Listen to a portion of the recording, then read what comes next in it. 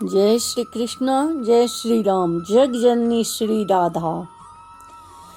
नृगपुत्र राजा सुचंद्र का एवं पितरों की मानसी कन्या सुचंद्र पत्नी कलावती का पुनर्जन्म हुआ।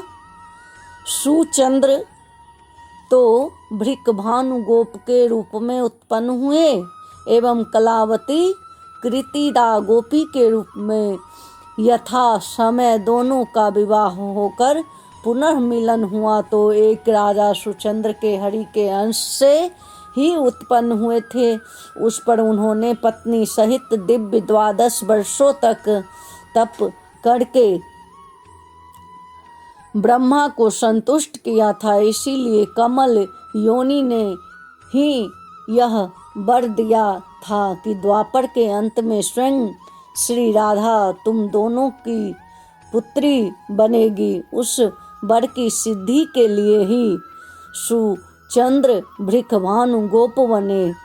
इन्हीं भृकभानु में इनके जन्म के समय सूर्य का भी आवेश हो गया, क्योंकि सूर्य ने तपस्या कर श्री कृष्ण चंद्र से एक कन्या रत्न की याचना की थी तथा श्री कृष्ण चंद्र ने संतुष्ट होकर तथास्तु कहा था।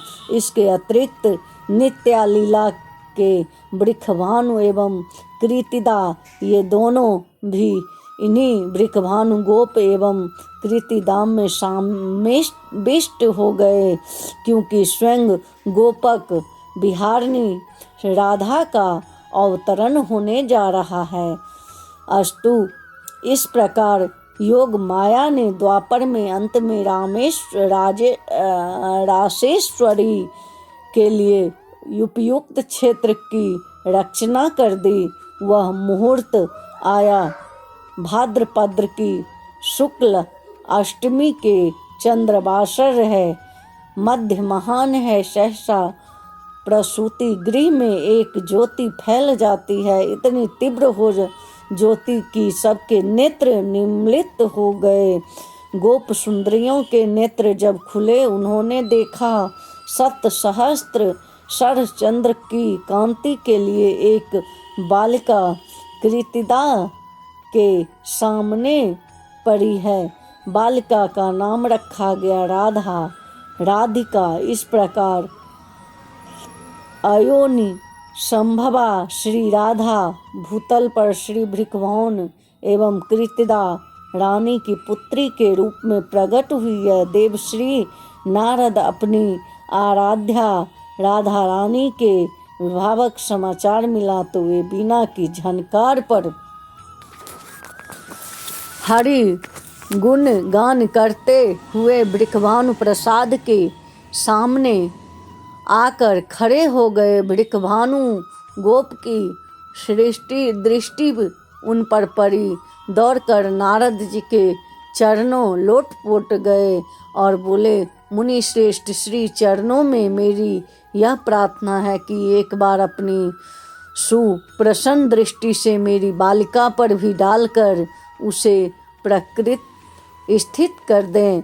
आश्चर्य में भरे नारद वृषभानु के पीछे पीछे अंतपुर में गए। जाकर देखा कि स्वर्ण निमृत सजीव सुंदरतम प्रतिमा सी एक बालिका भूमि पर लौट रही है। देखते ही नारद का धैर्य जाता है रहा। वे दौड़े तथा बालिका को उठाकर उन्होंने अंक में ले लिया। उनके प्राणों में भूतपूर्व एक अद्भुत प्रेम का संचार हो गया। बस यही श्री राधा है। निश्चय ही यह श्री रासेश्वरी है। देव ऋषि का अंतर्ध्यान अवलोकित हो उठा। वे स्तुति करने लगे। स्तुति करते करते उनका कंठ रुद्र होने लगा। प्राणों में श्री राधा के तरुण रूप को देखने की प्रबल उत्कंठा भर गई।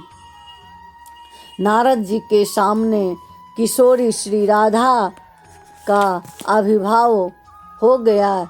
इतना ही नहीं, दिव्य भूषण वसन से सज्जित अगणित सखियां भी वहां प्रकट हो गई। क्षण भर में श्री राधा का वह कैसो रूप अंतर्हित हो गया। बाल्य रूप से रत्ना पालने पर वे पुनः प्रकट हो गई।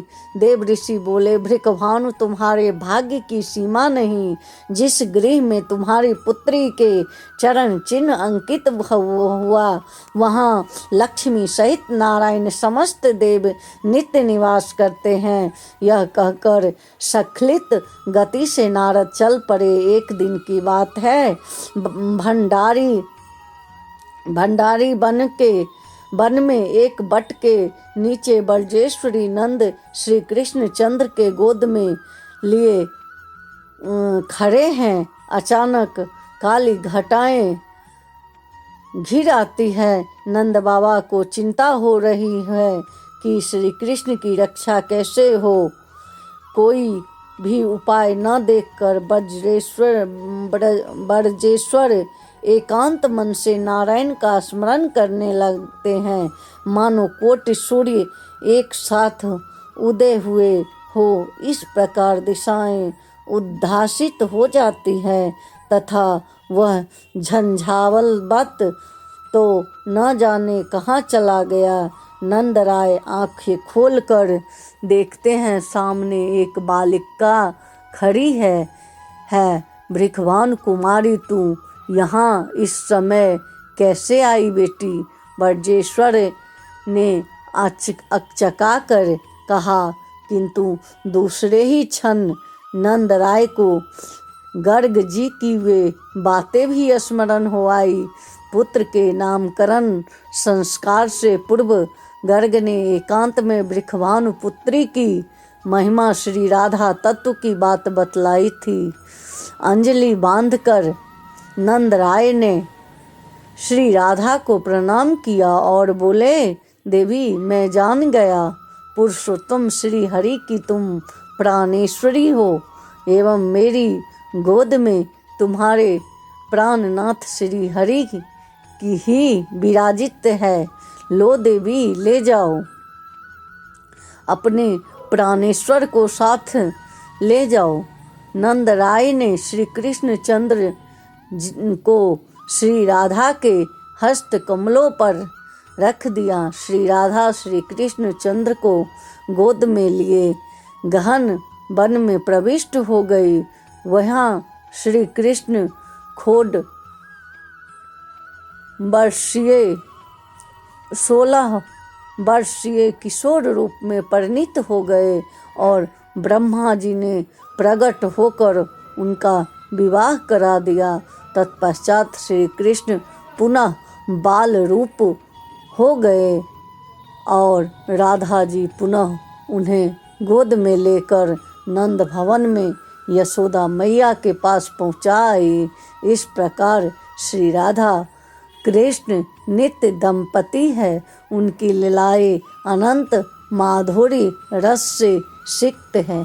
बोलिए जय श्री कृष्णा, जय श्री राम।